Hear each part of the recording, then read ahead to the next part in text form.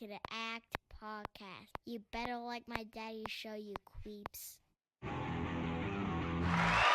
All right, welcome back to the ACT podcast. I'm your host, Anthony Christian Tafoya. Today I'm joined with Quannah Arnold, professor of, you want to say where? Totally up to, people can look it up. Professor of Northern Arizona University, right? You run the whole joint. Trying my best. Make sure you talk right into that, okay? Got it. And, well, you're a media mogul of sorts, right? I wouldn't characterize it that way, but I would. He's way more savvy than I am about all this shit. That's for sure. You're an Emmy winner. I am, yeah. A journalist. Mm-hmm. And what else is the other stuff? Oh, God. Small business owner. Yeah, getting there, trying to grow. Emmy-winning journalist, media executive. I do a lot of different things in different spaces, from film to television. Well, I know everybody's like, how the hell did I get this guy on the podcast? Yeah, right. How did we meet? We met a while ago, huh? Several years ago. I want to say around 2019. Yeah, we kind of just hit it off, started talking a lot, and then you left, and then you came back, and we followed each other on Instagram and stuff like that. And I've been keeping up with your show. Yeah. Yay for me. Well, when I met you, I was doing nothing, I don't think. I was in a dark pit of despair, and I was following none of my dreams and smoking too many cigarettes.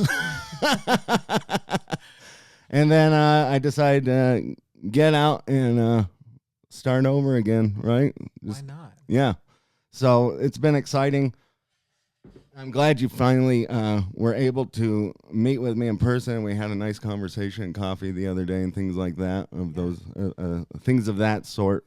But I was like, oh, man, I got to have you on the podcast because you just know so much. Oh, God. You've got a wide variety of knowledge and expertise. You're graduated, right? I have, yes. I graduated in the spring of 2023, which means I'm very young for those who can't do the math. It's funny because I'm, like you mentioned, I'm a professor here at the university, and my students are not much younger than I am. Yeah. And I make it a point, especially at the beginning of the semester, to mention that. Just like you guys, I'm trying my best and doing what I can based on my skill set. But I'm not much younger than you all when I'm speaking to my students. And yeah.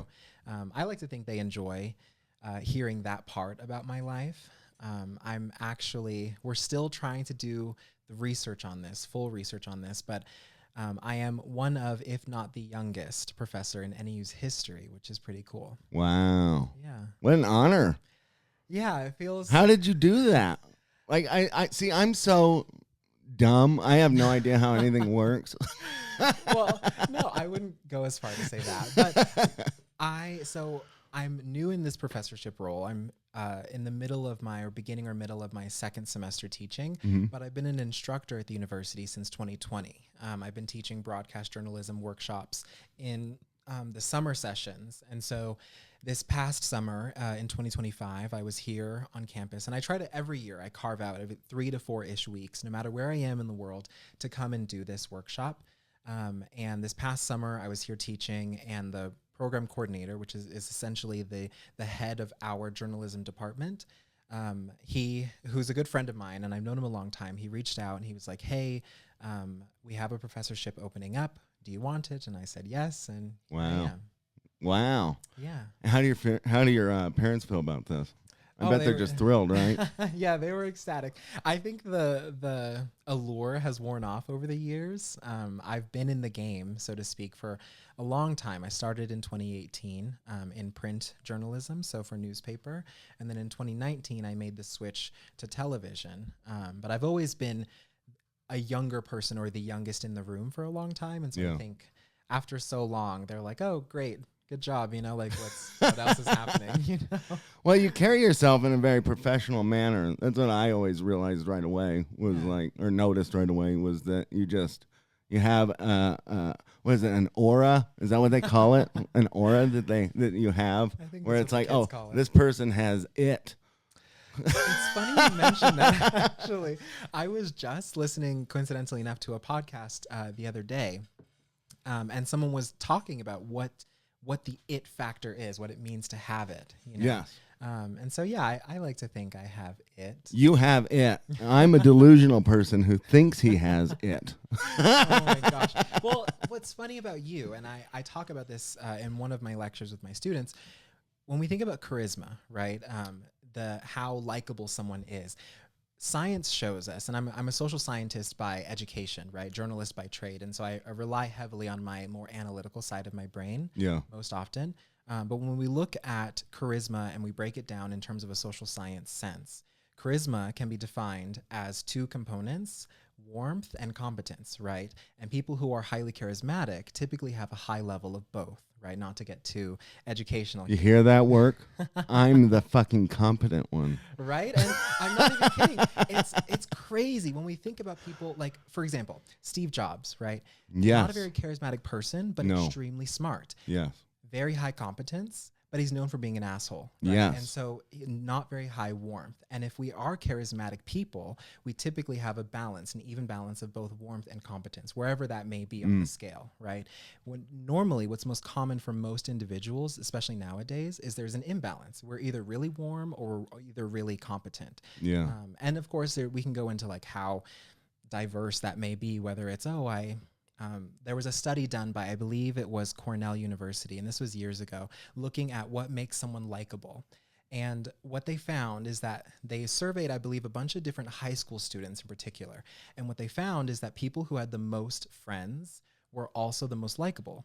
Pretty common, right? Yeah. What they found even further is that the people with the most friends had the most number of people that they liked themselves. Not so much, oh, I'm liked by these many people. And so what that tells us is that it's not so much about knowing or listing off as many names as you can, right, as acquaintances, but it's more so about what people remember about you and in turn make you feel like you are understanding of their situation as well. So what if people only remember you as like a loudmouth idiot? Well, Is that bad?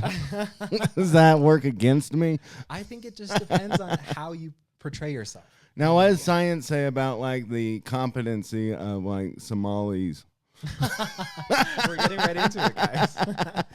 You know what? It's funny thinking about everything that's happening, especially out of Minnesota.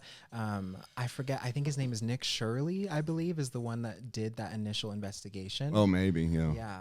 I forget his name exactly, but he's looking at several other states as well. Maine, Kayleigh McEnany with Fox News recently on her show. Oh, yeah, she's hot. Yeah, I like her. Yeah, she's a good. I love her show. I think she's phenomenal. But I love it too. she has. I'm sure you do.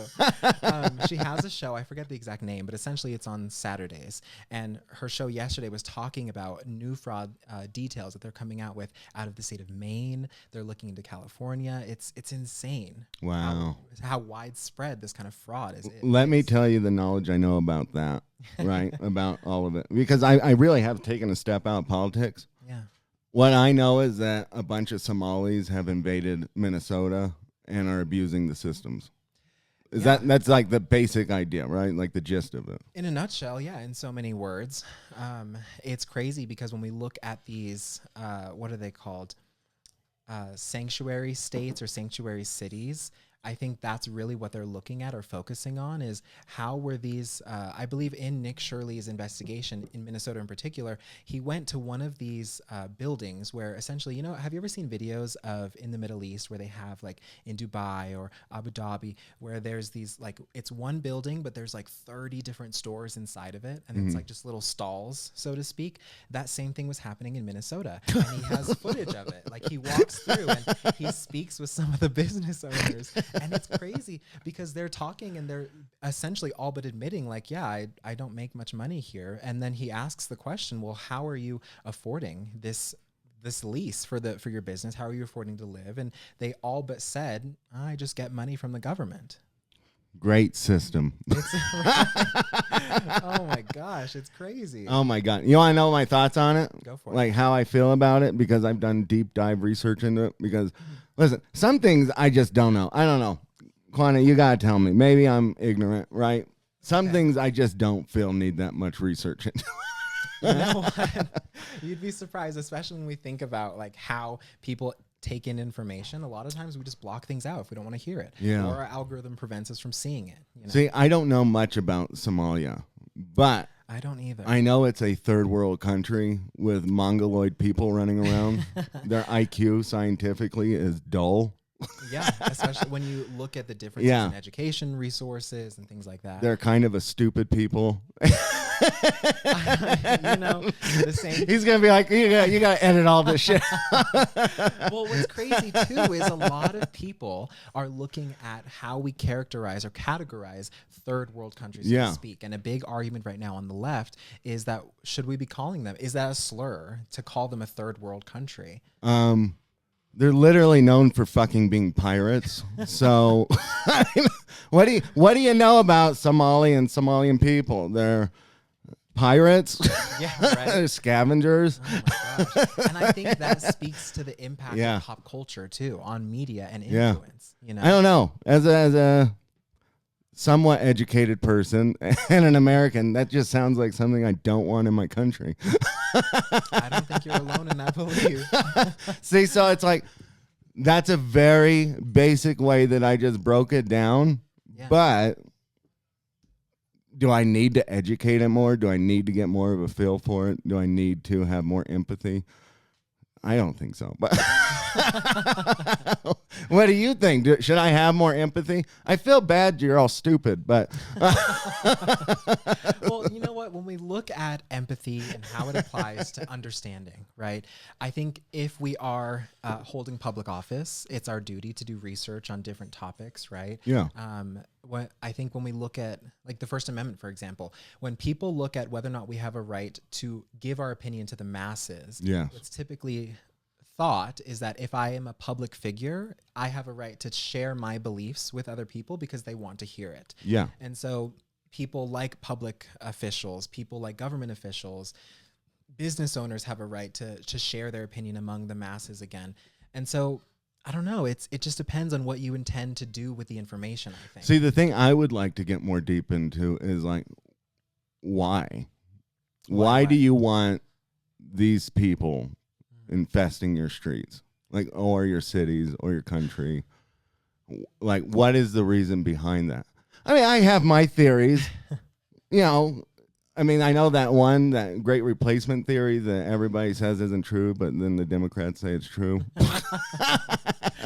I mean, that seems like a reasonable theory to me, whether it's factual or not. I mean, there's a deep-seated hatred of this country in some people. I even remember just the other day I was watching Jason Momoa talk about why he hates pineapple, because it's a pineapple. Pineapple's a colonizer fruit and stuff like this. And I'm like, you know, I just don't understand. Like, if you hate it so much, like, what's that guy's name? Che Guevara, the guy that overtook Cuba. Oh, I know who you're talking about. Yeah, I mean, it's pretty easy, guys. Go get some guns and overtake the governor's house. I mean, you might die, but well, if you want to be a revolutionary, you got to be a revolutionary. Don't just sit there with hatred in your heart about fucking pineapples.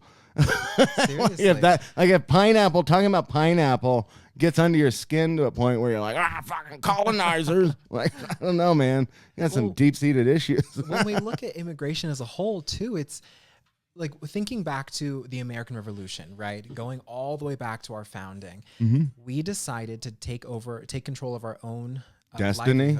Destiny, essentially. And we did imagine that. Right. Right. Imagine that. And we did that because we were being infringed upon, right? Our rights were being taken advantage of by the United Kingdom. And so now when we look at its application to today, people are thinking like it's not the same, but essentially it is. We're being overrun essentially by people who are not here legally. And I think that has a negative impact. Oh, on but our they're economy. nice. Right? If only, right? It's like when we look at, I believe it was Kristi Noem the other day who gave out a statement. I want to say this was 2 days ago.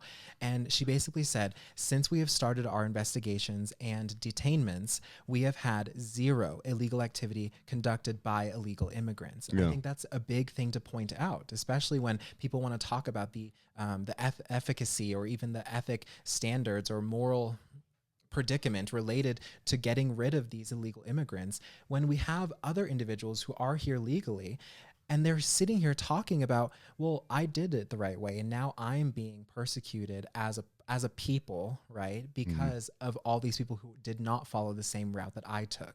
And I think it's doing overall everyone a disservice.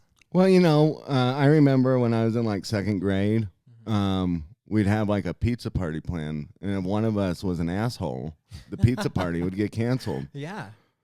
Such is life. Maybe we need to bring it back. Who knows, I mean, right? Common sense. I know these weird disciplinary measures that we used to have back in the day, back in the old 1900s, are confounding to people now. But they worked. That's the thing. Yeah, they did. Seriously. Oh, my favorite was, I don't remember what happened, but Trump had he invoked some law from like 1800 or something. I don't remember. And they were like, that's so old. And it's like, okay, it's still a legal law. Yeah. Seriously. Like, I didn't understand the argument. People were just like, well, it's just old. Okay.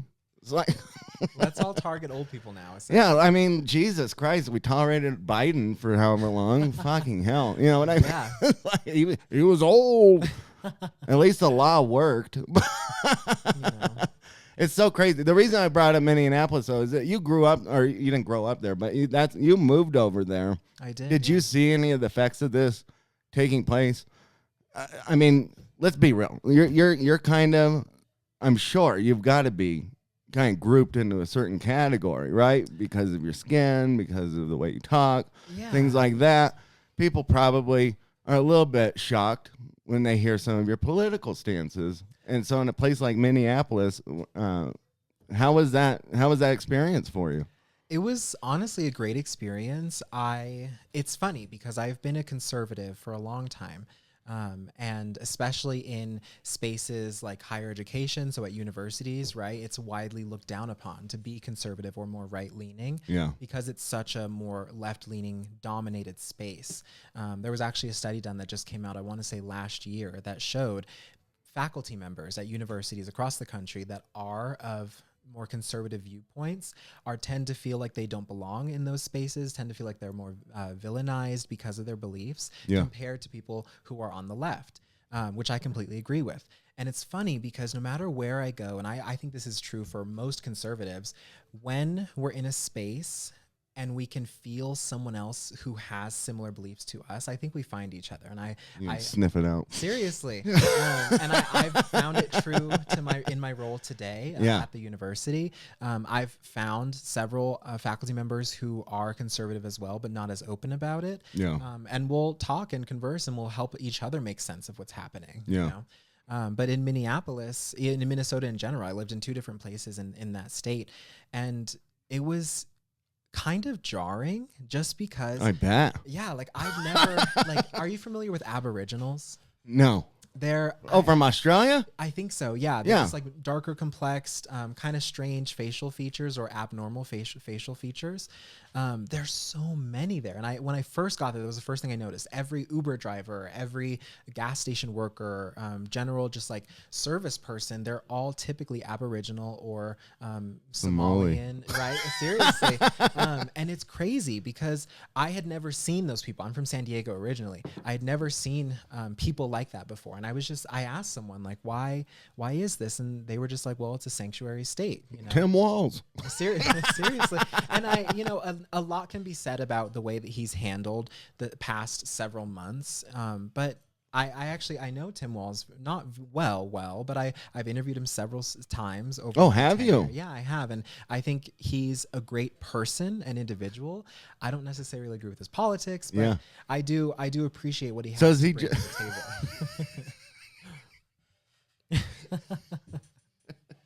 Oh God. Wait, he's so gonna does he drag just me, act guys. retarded for the camera? There it is. You know, You don't have to say anything. no. I do want to respond to that. What's crazy is when that first shooting with Renee Nicole Good happened. What was it? 2 months ago, a month and a half ago, when that happened. I was just glued to every device I could, just following everything that was happening throughout the day, right? I had, at one point on my computer, I had 4 different tabs all playing at the same time of just news coverage, right, from different stations.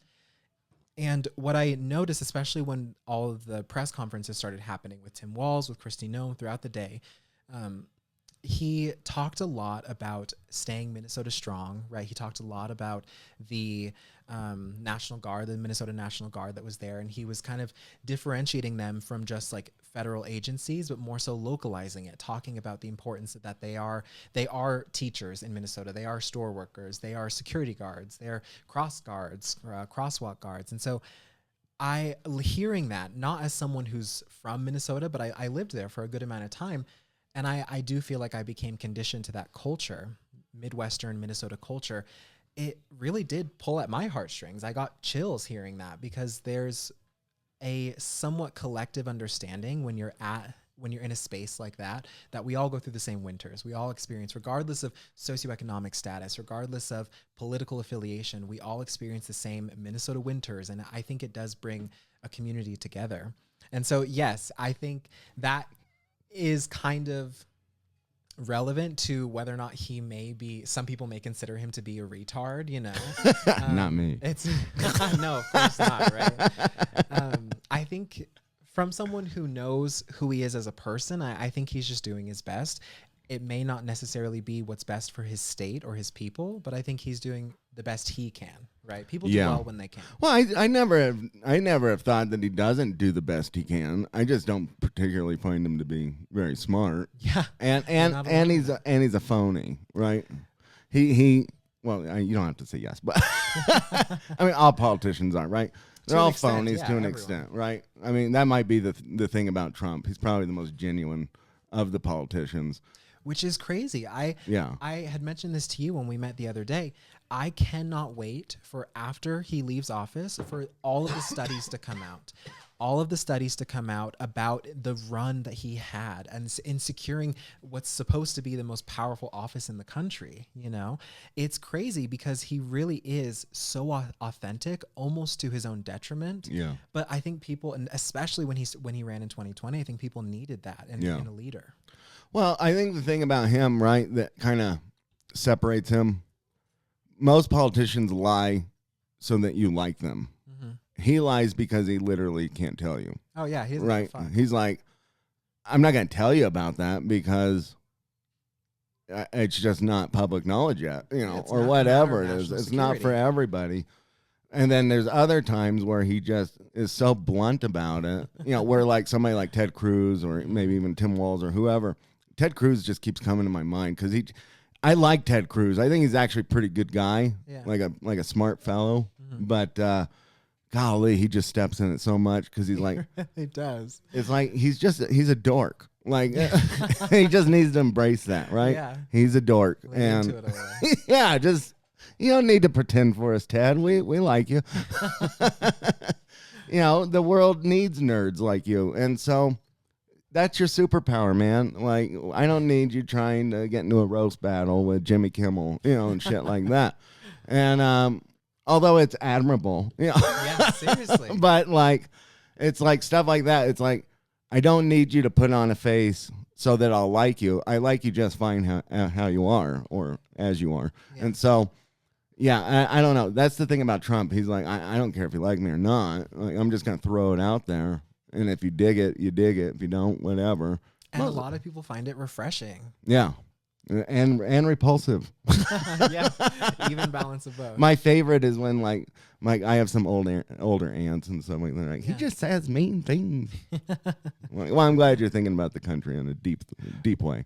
I'm glad you said that, genuinely, because I think we've separated ourselves from a space where we can do good for the country and good for our citizens from let's just be nice, let's be kind, let's hold each other's hands. And I think it's I don't know. I think it comes from the way that we're raised, gentle parenting, right? Like that's really big nowadays. There's a difference between discipline and abuse, right? And I think finding that fine line between how can we discipline ourselves as a country and as a nation, as opposed to let's hold everyone's hand and let's tell them what they want to hear. And I think President Trump does a great job at making sure that he's doing what's good for us as a people and as a country, not just telling us what we want to hear. Well, yeah, for God's sakes, you can't go their life just having your ass kissed all the time. It doesn't work for anybody. Well, that's actually, okay, so we can actually kind of transition now a little bit because I wanted to get your thoughts on, this kind of goes hand in hand with it. I feel like the country is super duper soft and I don't want to say, maybe undereducated, do you think? For sure, absolutely. Educated but undereducated, if you catch my drift. I took a lot of shit off of my last podcast because I said the universities are not putting out their best right now, right? And when you see stories like completely illiterate people making it into Harvard just because they're black, you know, I mean, it makes you a little sorrowful. Seriously, it's like, okay, I'm sure that girl's nice, right? Like, but like, come on, what are we doing here? And like, you're familiar with GAD-SAD, right? I am. Suicidal empathy is a real thing. And so when I hear people getting upset about like, oh, well, Trump said fuck versus what he was actually talking about versus the actual context of it. Yeah. Where is that? Where, in your opinion, because I see a lot of college kids coming out and they have no idea about context. Mm-hmm. I know this is something that's kind of close to your heart. Yeah, absolutely. Understanding the difference between like being ready to be offended versus like, oh, okay, they said it in a way I don't like, but there's a deeper context here. And what they're actually hitting on is a deep subject. Where do you see that breakdown has happened? Do you think it's from the universities? You have a lot of ties to the universities, obviously. You're still heavily involved with yours. You know, I don't know. I'll just let you pick it up from there. Yeah, I think I completely agree. There is a difference between attacking an argument versus attacking the person, right? And when I was starting out, especially in college, that was very heavily drilled into my brain that we, especially as journalists, we don't target someone for their beliefs. We target the argument they're trying to make. And what I talk about now with my students all the time is the importance of knowing how to defend, propose, and support an argument, right? Yeah. And essentially, even podcasts, I like to think that's what podcasts are, is essentially just you giving, supporting, or defending your whatever argument you have for the day or for the episode, right? Yeah. And so I think a lot about when I was first starting out, I learned so much from all of the anchor staff. And this was at the time still acceptable to be like, oh, that was shit. Like fix it, change it, do it again, you know, or my boss at the time, this was however long ago, he would tell girls like, hey, fix your makeup. You look ugly on camera. Like, seriously. Like that was the era that I started in, you know? I love that. And I think it really did make me as a journalist better because it forced me to look at the argument itself, not just what I was trying to say. Yeah. You know what I mean? And I think when it comes to context and sense making and just understanding of what's happening in the world, we have to look at what am I actually hearing versus what is actually happening. And I think there's a big difference between the two. Yeah. Well, that's crazy. Yeah. He was obviously, you know, from... How did those people take it when criticism was... Oh, I mean, you have to have thick skin in the media, right? Oh, for sure. Especially when dealing with that many egos. But myself, I at that age was rather impressionable, and I was a sponge at that time. I took it in. I made myself better, and that's how I joined the anchor team so quickly, and how I continue to accomplish the things I do, because I like to think the people before me who were there to guide me really did have a firm hand in helping me understand what do I need to say versus what do I want to say. Yeah. You know? Nobody ever criticized your makeup, right? Like, it's on point. Oh, thank you. Well, it's funny because a lot of people bring that up and they ask me like, oh, how do you do this? And how do you do this? Or where'd you learn this? And I'm rather fortunate. So I started out my first like... Wait. You know that drives women crazy, right? Oh, I know. You know it drives them up the fucking wall. I know, but it really, they're again coming from a place of understanding. They want to know, they want to learn, Yeah. they want to better themselves. But I first started out modeling before I ever tried my hand at journalism or any other type of career. And I still off and on model to this day. So I'm coming up on a 10-year span. I started in 2015. And at that time, for certain events or certain things, I would have makeup artists. And that's essentially how I learned to do my own makeup, is just from watching them. And I think that's honestly where my skill set comes from in that regard, you know? And every time someone asks me about it, I tell them that. Like, I wish I could help. I can tell you what I do for my face, but like I learned from professionals, and that's do you ever just tell anybody like, sorry, honey, makeup's not going to help? No, of course not. Oh my gosh, no. I mean, there's only so much I can do. It's terrible. Now, you know how many women I've heard that just like, they hate like somebody like Jeffree Star or something? They're like, I fucking hate that guy. And I'm like, why? And they're like, his makeup's better than mine. Yeah, and it's funny you mentioned Jeffree, because he is a big hot button issue right now, especially because of his conservative beliefs. Is he? Yeah, I believe, and he's been pretty big right now for the past several years. I heard he's huge. Yeah, he was on a podcast with, I want to say, Logan Paul. Oh yeah, and someone else who was also helping him post it. But they were having conversation about conservative beliefs and specifically the transgender issue. And Jeffree went as far to say, this isn't a direct quote, but Jeffree was essentially like, transgenderism isn't real. There's two genders, things like that. And Logan was like, I can't believe you're saying that right now. Like, are you scared of what people are going to say? And Jeffree just said, you need someone who looks like me to say it. Otherwise, if for example, Logan Paul were to say it, he's homophobic or transphobic or whatever. Well, would you classify yourself as a cross-dresser? That's a good question. I guess so. I don't characterize myself that way, but I think essentially that's what I am. Well, I'm not trying to throw a label on you, but that's kind of what it used to just be. Yeah, like you seriously. had drag queens, you had cross-dressers, and you had people that just were transvestites is what we called them, right? And which I think that's a naughty word now. I don't think you can call them transvestites. Yeah, I have no idea. I don't know why either. But now it's gotten to this weird point where I think what Jeffree's saying is like, you need somebody like me to say it, is because a lot of people, if he was on their side, would just try and say, oh, well, he's trans. Yeah. Even though he doesn't, because the identifying factors and all that crap, that has really no bounding or no grounding in reality. Yeah. And so, because now I've even seen it where like trans advocates are saying like, oh, well, drag queens are trans. And it's like, a lot of drag queens get upset about that. yeah, and it's like RuPaul was always just RuPaul. Yeah. I forgot his real name, Warren or something, right?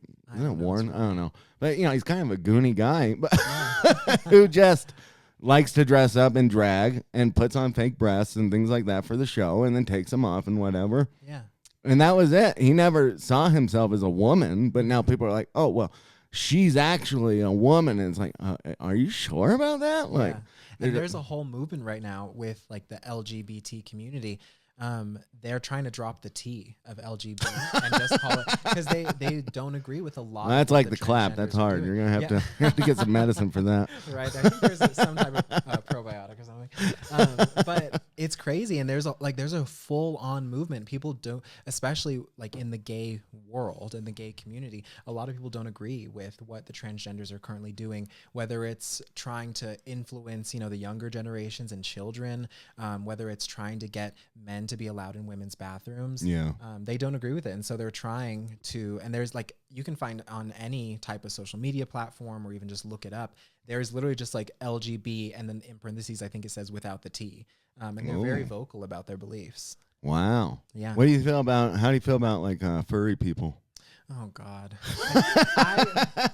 My belief on the entire issue surrounding sex and sexual orientation is just there's no need to broadcast what you do in the bedroom. And I think that's a rather common conservative belief as well. There is no reason I should know your preferences in the bedroom unless I'm trying to sleep with you. And that's it. It's a fetish that they're Absolutely. throwing onto the public, right? And when you look at these like festivals or parades that they have, or even just the pride parades that allow these people, these honestly sick individuals into their spaces, it's disgusting. They're having sex in front of children and think it's funny. They're like, oh, education. No, that's honestly sexual misconduct. That's weird. It's certainly very weird. Yeah, it's disgusting. Some would say it's a little pedophilic. Absolutely. And then they wonder why people want to be LGB without the T. Like, well, it makes complete sense. Yeah, I got dirty looks the other day because I said we should shame all the furries back to the gutters from whence they came. I mean, bullying and shaming and things like that actually used to work. Yeah, seriously. Yeah, I mean, obviously we don't need to do like bullying where people like kill themselves and shit like that. But like, I got picked on a lot, you know, and it changed how I was because I didn't want to continuously get picked on. I remember I had like an emo phase in 7th grade, and so I got like the chucks, and which I still wear, but I had the chucks and like a skin tight shirt and whatever, and like skinny pants and all that. And everybody's like, "What the fuck?" They were like, "What are you trying to be your brother?" And I was like, "Well, yeah, no, you know." But it worked because I was like, "I look like a freak." Yeah, seriously. Even from a social science perspective, right? When we look at social norms, the way that we establish norms among our societies, among our cultures or subcultures, is really dependent on what we agree upon, right? Social norms are essentially a social contract. In terms of humans, if we want to get super meta about it, let's start with humans, right? We all agree because, especially in the United States, we do not live in Western society as a whole. We don't live in a cannibalistic society, right? And so therefore, our first social norm or social contract is that we agree not to eat each other. And I think even on a more animalistic mindset, calm down, even on a more, you know, if we want to get super just like distinct about it, that comes from our desire to be social, right? We're social beings. In order for me to want to communicate with you and be social with you, first I have to understand, are you a threat or are you a friend, right? Foe or friend. In order to establish that, I need to understand, if I try to talk to you, will you try to eat me, or do I need to eat you, right? Because we're not cannibals, right? Essentially, this is more so like breaking down the science behind it.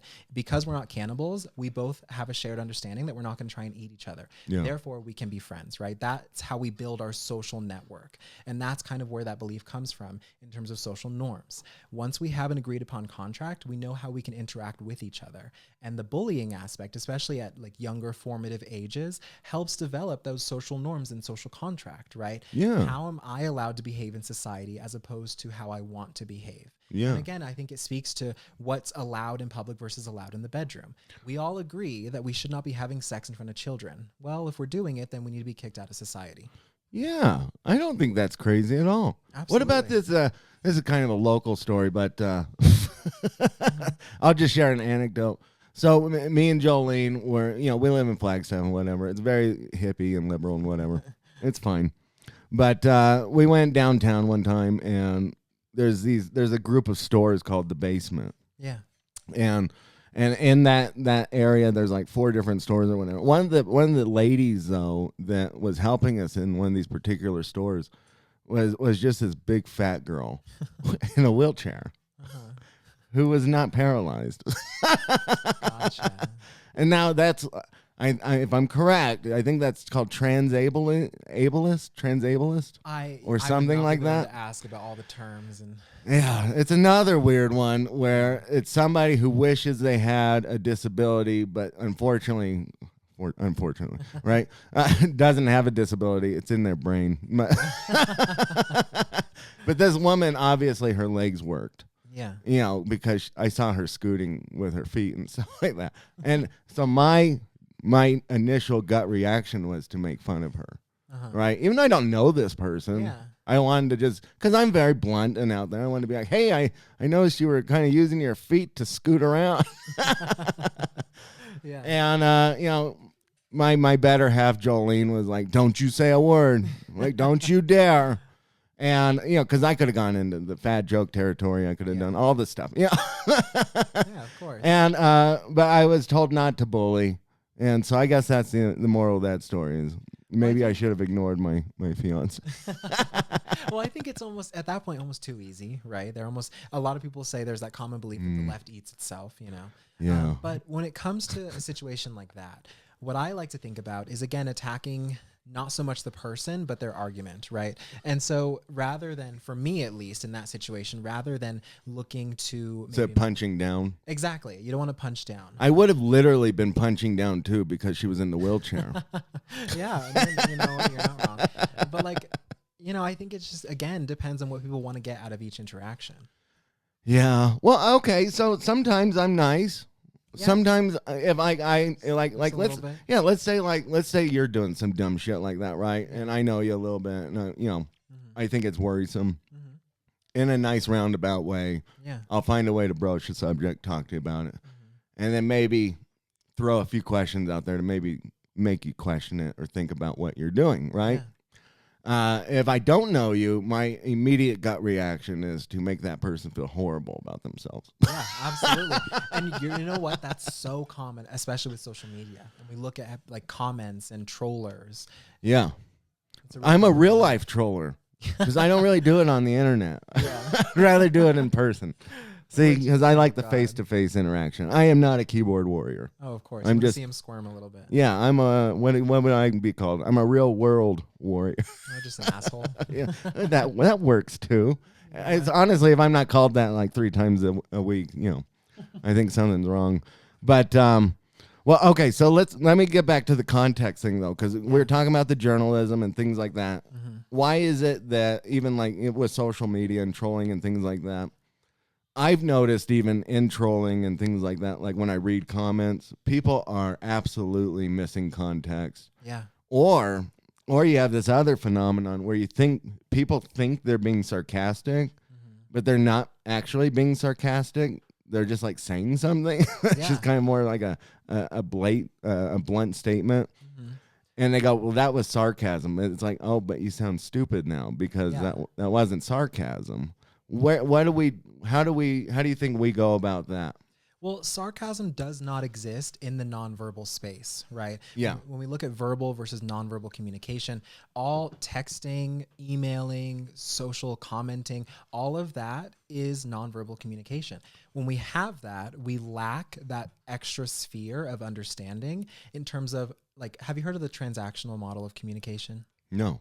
So essentially, this is a very, very old model. There's typically, some would argue many, but there's typically 3 standard models of communication. The first 2 have all been debunked because they're not as effective in terms of how we actually communicate in our day-to-day life, right?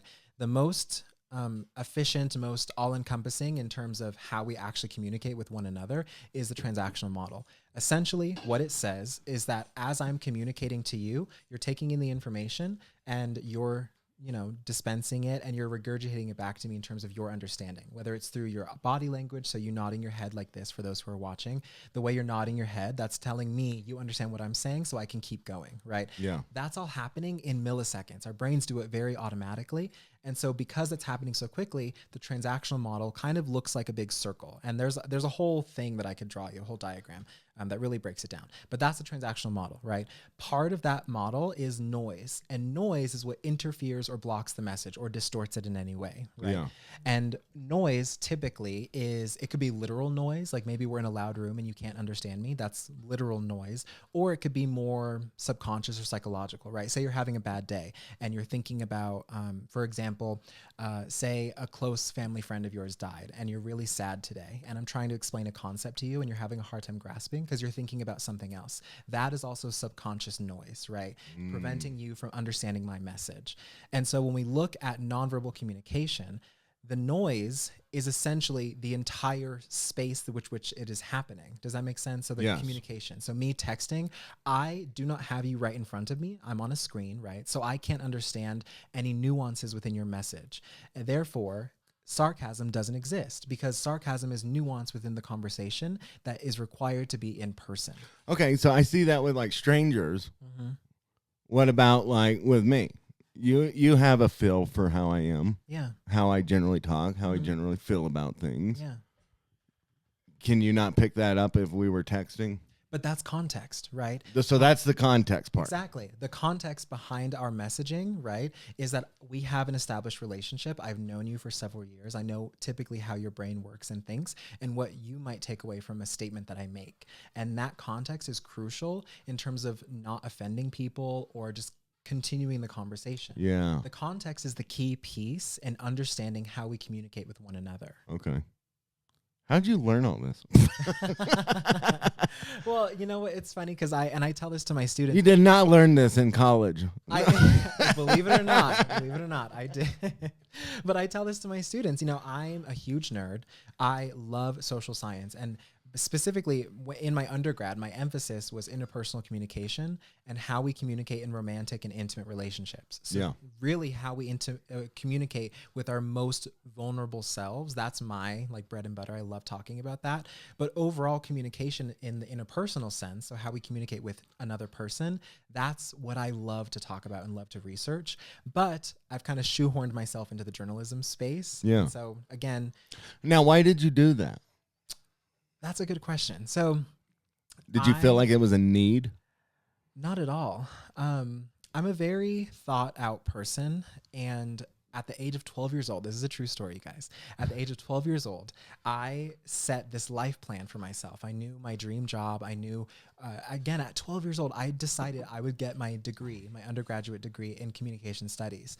And so all of that to be said, again, I love learning. I'm a forever student. At the same time, I have goals that I want to achieve. And journalism was one route I could take to achieving the end goal, right? And so I just decided to do it. Wow. Yeah. That's so interesting. See, I'm 37 and I barely just figured out what an undergraduate was. But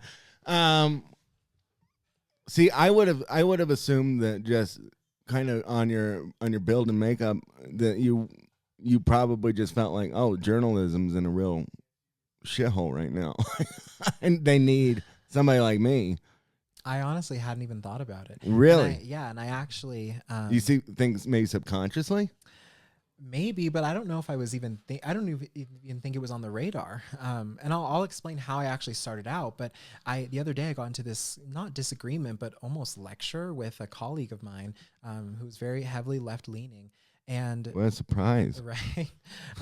But we were having a lunch meeting, and she had found out, she didn't know this, but she found out that I did not go to school to be a journalist. Because again, my education's in communication science. Mm-hmm. And she was like, wait, what? And, you know, she's a diehard journalist. She knew exactly what she wanted to do, how she wanted to do it. And she's all about ethics. She's all about research and just being the fourth estate, so to speak, what journalists are, because we're, again, enshrined in the Constitution, holding the powerful accountable. That's what she's really all about. And she was very surprised to hear that I didn't go to school to be a journalist. And I was like, well, at the time when I had gone to college, I seriously. No, I just, that blows my mind. Yeah. How could a professor be off put by, or thrown off by the fact that I don't know anybody who practices in their field with their degree that they actually have. Yeah. What I'm sorry, I don't want to derail you, but what does that mean? I know hundreds of people who have degrees in whatever it is, and they're not doing anything near that now. Yeah. How could you be that out of the loop? I don't know. Honestly, it was kind of disheartening because she, I'd say genuinely, she went, and this is someone who I've known for a long time. I've known her for several years, and she had never known this about me. And so I was like, oh, I was telling her about it. And she went into this almost 10, 15, even 20-minute long discussion, almost lecture about ethics, journalism ethics, and was lecturing me. And I was like, how are you going to lecture me on journalism ethics? You know what I mean? Well, how would a leftist know what ethics are anyway? Right? That's kind of like me. But I'm just kidding. I don't want to get you in trouble. No, you're good. But it really was crazy. I was like, I can't believe. So I just, in those moments, are you familiar with the 4 different trauma responses? No. So it's the common ones are fight or flight, right? And okay. There's 2 others. There's fawn or freeze. I'm okay. I was thinking of the grieve, the 7 steps of grieving. I'm sorry. That's what I was thinking of. Yeah, I was like, I thought there were 7. Right. But my trauma response is fawn. I'm very, especially if I want to get out of a situation, if I want to just move things along, I'll just try and appease the other person so I don't have to deal with it right now. Right. Yes. And so in that moment, I just sat there and listened to her. I was just like nodding my head, agreeing, but I honestly was thinking about the rest of my calendar for that day or month. I wasn't paying attention. If you had a bologna sandwich in the fridge. Exactly. Yeah. And so it was rather frustrating because, again, this is someone I've known a long time. But I was just like, you know what? I'll let her. She clearly needs to get this out, and I'll let her talk about it. You just something that bothers her at night. Seriously. And so, yeah. But the way that I started out in journalism, I hope you understand how many jokes I'm not making because I don't want to destroy this relationship. You know what? You're good. I believe in freedom of expression. Yes. Right? So Thank go you. for it. Thank you. Stewing away about journalism ethics while she's petting her cat. Tell me about it. Oh my gosh. Fucking assholes. Like But- Dr. Evil. But no, yeah. So I actually what started my journalism interest in 2018, I had applied for this scholarship because in high school, I graduated high school with a 4.6 GPA. I've been a nerd for a long time. Okay, just throw it around there. But I was very involved, right? I was in every single club. I was a member through the Chamber of Commerce Club. I was a member of the actual Chamber of Commerce for that city. I was very involved at like 17, 18. And at the time there was this, have you heard of the San Diego Union Tribune? No. They're essentially the New York Times of San Diego. They're just a Okay. big newspaper for the entire area of the state. And they were, they own several newspapers, news stations across, the San Diego County. And the local one was giving out a scholarship for like $200 or something. And I was like, oh, and you had to write an essay, a paper. And I was like, oh, okay, like I'll do it. And so I wrote the paper, submitted it, and I ended up winning the scholarship. And then they, there was a whole like picture thing and they gave me this big check and it was again, $200, right? But through that essay that I wrote, the news director for the station was like, hey, have you thought about writing? And then she offered me a freelance reporter position with them. And that's how that started. I was with them for several months and then I signed on as a full-time reporter with them. Did that for several more months before I made the switch to TV. But that's what started my journalism interest. Yeah. And then it all kind of just went from there. Do you think that there's too much money in journalism now? I think there's too much, yet not enough, right? Because It definitely seems to be hitting certain people's pockets. Yeah, there's a big level of inequality in journalism for Yeah. sure, because you have the little guys, right? All these local TV stations where their staff are not making much. Well, yeah, because I understand that. It's almost like a movie star, right? The writer's not going to make as much as Brad Pitt. Seriously, Because, yeah. And then there's something to be said for how we're negotiating contracts, whether or not we're taught to negotiate contracts, things like that, and the science behind negotiation too. But I'm saying, like, do you think the amount of money you can get now? Because, I mean, people now can just make their own money Yeah, seriously. by monetizing themselves, which a lot of people have. Yeah. Like Barry Weiss comes to mind. Which I'm not, that's not a slam at her or anything like that. But I'm just saying, like, you don't really need the companies anymore. And then it's a lot of our media and journalism, quote unquote, now is, pretty accessible, Yeah. especially if you're the right person with the right power It is. and the right money. And they can kind of dirty things up a little bit. Do you think that that's an issue? And that's how I feel like it is. I feel like it's an issue, right? Yeah, for sure. Especially when we look at, 20, 30 years ago, we had over 50 TV stations and media owners across the country. Now we're down to pretty much 5 main media conglomerates, right? They kind of control everything. Who are they? We got Well, Fox. There's no. I'm not talking about that. I'm talking about the actual media owners. So Oh, yeah, there's okay. Nexstar. There's Gray TV. There is iHeart a part of that? iHeart is a part of that. They're not as big as these ones though, but iHeart is that's a good point. iHeart is a part of that. There's Tegna, which owns many stations across the country. There's Scripps, EW Scripps, which is a big one. Those are like the actual media conglomerates that own the stations themselves. Is Cumulus still around? Or is that gone? I don't think so. I haven't heard that name in a long time. Okay. Yeah, that was a while ago. They owned a bunch of shit. Yeah. But like the way that these conglomerates operate is they receive the licensing to those things like companies like Fox, ABC, CBS, NBC, right? Those main four. Yeah. And then those companies, which are separate from the conglomerates, right? They give out the licensing, and then all of these conglomerates like Scripps, Gray, Nexstar, they own the actual stations and essentially control what information is being put out there to an extent. Yeah. Well, yeah. I mean, you can't control everything Yeah. that's put out. Otherwise, there'd be no whistleblowers. Yeah, right. Well, okay. So, do you think what? Well, you just sat through a lecture about ethics in journalism. Yeah. Are there ethical issues with accepting money from foreign governments and stuff like that? Absolutely. Something that I am very open about are all of the different business dealings that I have in different areas, right? From broadcast to energy and oil, to even the healthcare industry. And something that I've always made clear to people that ever may question my ethics, right, is that I don't ever cover something I don't believe I should. For example, I have a lot of political partnerships with different people in the conservative space, in the liberal space, and if an opportunity ever arises to interview one of those individuals, I do not do it because I know that I have a close relationship with them. Yeah. Right. And so I think that relates to what you're asking about influence, right? Whether at the international level, I think there's a lot to be said for instances like Fox News and Rupert Murdoch. In the beginning, this was a long time ago, but in the beginning, when we were first having that initial discussion around climate change and whether or not it was real, right?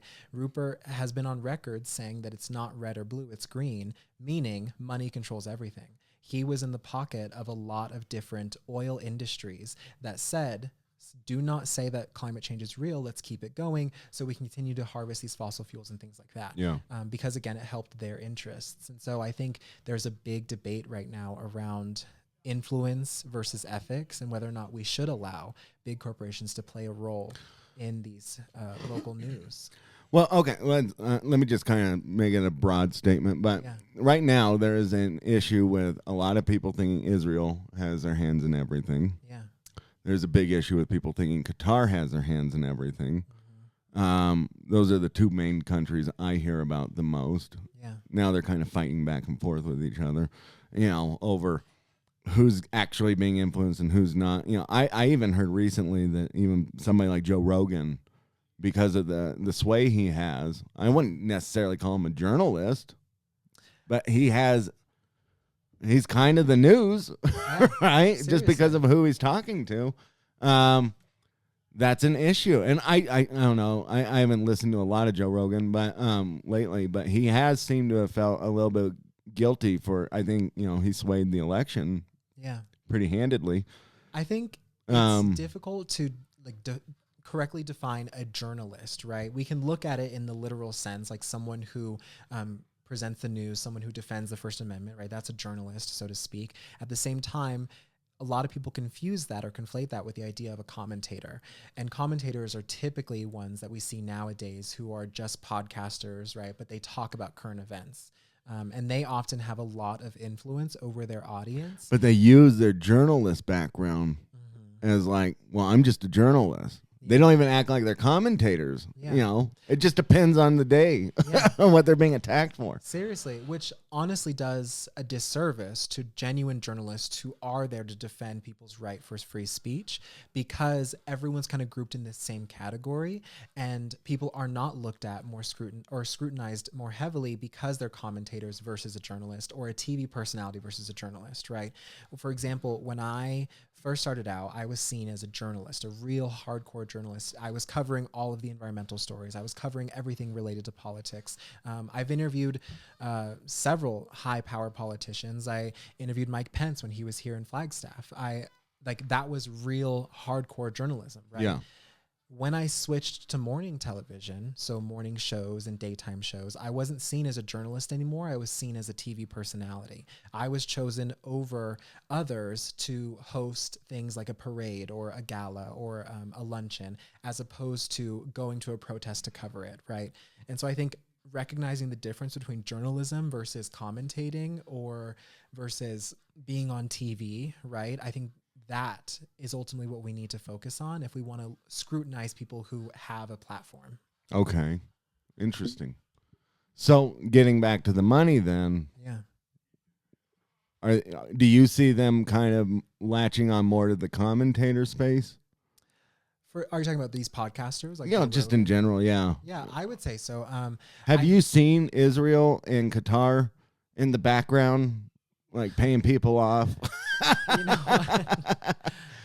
As far as I know, too, it's mostly like, hey, Quannah, you're really great, and we don't love your politics, so we're gonna invite you to a party, and we're gonna treat you real well, and we might give you some stuff, right? And then maybe you'll kind of reassess how you're teaching your classes. Absolutely, that stuff for sure happens, and I won't say that I have ever been influenced, but I will say that I have been in the rooms where stuff like that happens, especially when I started making those more high-profile political relationships. So, what do you feel in that moment? Do you feel like a shiver up your spine, or are you like?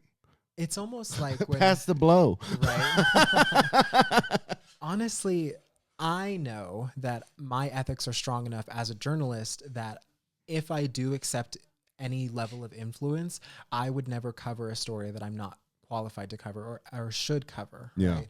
And I've always been very vocal about that. And if a story ever arises that I should not be covering, I'll be honest and say I can't cover that, because I have these ties to certain people. For example, environmental stories. When I first started out, that was all I did for about a year.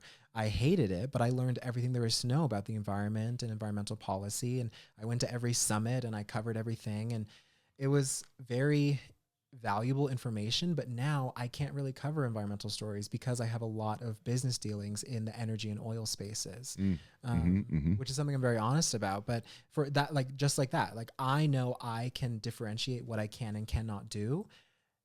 What scares me is not everyone's like that, right? Especially when we look at commentators versus journalists or TV personalities versus journalists. You have these people like Joe Rogan, like Theo Vaughn, who are established podcasters with a large audience, a built-in audience, right? If I'm a business investor, I'm looking to target that audience because it's rather large, right? Joe Rogan was the #1 podcast, rated #1 in 2025. He has a big audience. People like what he has to say. As an investor, and I'm looking to gain influence, I'll target him. What scares me is that because he is not a journalist, he may very well have already done or could do damage to the journalistic integrity by talking about something he should not be because he accepted influence. Yeah. He is, in a way, asking questions, right? So is he a journalist in a way? But what's to differentiate a journalist from I like a 60 Minutes interviewer. They always say, I'm a journalist. Like Megyn Kelly, she's always like, I'm a journalist. Yeah. And she's doing the same thing Joe Rogan's doing. The backgrounds are different. Now, she'll always say, I'm a journalist. He'll always say, I'm just a comedian, right? Which annoys me, right? It's like, no, you're more than a comedian now, bro. Yeah. Like, I think there's two things. One, I could have, if I'm an employer, right, and I'm looking to hire someone for a job or a role, I can sit down with them and have a 60-minute discussion where I'm just asking them questions. That doesn't make me a journalist. On the other hand, when we look at Megyn Kelly, for example, who has had an established career in the journalism field, right, she now has transitioned outside of journalism and has become more of a TV personality and or commentator. Right. For example, Joe Rogan, I think... Personally, I don't believe that he is a journalist. I do believe he has a lot of journalistic tendencies in terms of when he's asking people questions, things like that. I relate him to Oprah, right? Oprah has a history in journalism. It's but far she's less not a annoying. In much better shape. Yeah. No. But I don't consider Oprah to be a journalist. I think she's a TV personality. I think a lot of people do, though. Exactly. That's Because, their again, gospel. They get their gospel from him. So how do we... That's so interesting because that's a real quandary, isn't it? Yeah. And he is interviewing newsworthy people. Mm-hmm. He's interviewing people with tremendous amounts of influence. Yeah. He is digging at the truth. Mm-hmm. There's definitely journalistic blood in his veins. Yeah. But when we look at... But he doesn't have to deal with the ethics. Exactly. And that's the scary part, right? When we look at competence versus qualification, right? The loudest, that common phrase, the loudest person in the room isn't always the smartest or most qualified, right? I relate the same thing to ethics, journalism ethics. If we take Joe Rogan, who has an immense platform, and we take a local news reporter from Billings, Montana, right? I would go as far to say that the Billings, Montana reporter probably has more ethics in their work as opposed to Joe Rogan, who can talk about whatever he wants because he's amassed this platform. Right? Yeah. And so I think, again, just because he may be the loudest person in the room doesn't necessarily qualify him as a journalist. He just has the audience. Yeah. Well, how do you guys win that back? That's not that listen, I'm not like some pro like journalist guy. The media did a tremendous amount of damage to themselves. Oh, absolutely. I mean, obviously they lost their ethics in the wash somewhere. Around I would say that, I mean, it's been an issue for a while, but it really got lost in the sauce during the Obama administration. And as a consumer, I'm more inclined to listen to people like Joe Rogan, Megyn Kelly, Theo Von. I'm more inclined to listen to their shows and have them tell me the current events as opposed to watching the news, because media at this stage is not designed, especially nowadays, is not designed to help us understand what's happening. It's only designed to confuse us. Yes. Okay, so that's the thing I do like about like somebody like Joe Rogan, right? Well, there is an issue in there somewhere, right? With how he does things and what he's doing. At least for the most part, I feel like he's leaving it for me to decide. Yeah. How I feel about somebody or what I think about their ideas. Yeah. He isn't actually pushing an agenda. Is that more valuable? Some would argue yes, and I think I would go as far to say yes, it is more valuable. Versus like the actual institution of journalism and news. Yeah, because we value a guided discussion. Again, we're social human beings by nature. We value having someone else to act as a sounding board. And so the cool thing about podcasts, especially ones that talk about current events, are that we can hear someone else's thoughts and it helps us decide whether we agree or disagree. Yeah. Right? It's the same thing with like, to make a decision, someone else can choose one, and then that tells you whether or not you wanted that to happen or not, right? Yeah. It's the same concept. And so when it comes to media now, they propose this big headline that's meant to confuse us, right? And we're not asking questions, partially because we're not able to, right? It's not a two-way discussion. But also, we don't know which questions to ask because, again, no one's helping us make sense of it. Yeah. Podcasts and why they have such a successful or large audience is because someone is there to help you make sense of what they believe, which in turn helps us as the consumer decide what we believe. Yeah. Okay. So that would also, so I think one of the issues in that, as far as like money goes and stuff like that, and maybe people potentially buying influence, is that, maybe just don't have certain guests on. Yeah. Because you don't want to hear the opposite side of that argument, right? Seriously. Which I know he's been accused of. Do you think that's a big issue now? I think yes and no, just because in journalism, we're taught to always find both sides to have a well-rounded argument, right? And that's common in debate courses, in debate research, and just communication, like argument formation, right? Or formulation. When it comes to podcasts, they can do whatever they want, right? Because again, it's tailored content for every algorithm that's out there. And so they can choose to have both sides if they would like. That's more aligning themselves with a journalism type of background, or they can just talk about whatever they want and not even bring on a guest, or they can bring on one guest from one side, right? And so I think that is a big issue right now when it comes to how we're forming our arguments and supporting them. At the same time, because it's tailored content, they can do whatever they want. Interesting. Well, I need to pee. Do you have more time? Yeah, I do. Should we take a break? Yeah, let me go pee because I've been holding it for a minute. I drank way too much coffee. Sounds good. I was nervous. I have to chill my nerves with a lot of coffee, and then I have to pee like a racehorse. But I do want to get into some more stuff kind of in regards to the college stuff and things like that. Yeah. So we'll be right back, but let me take a quick break.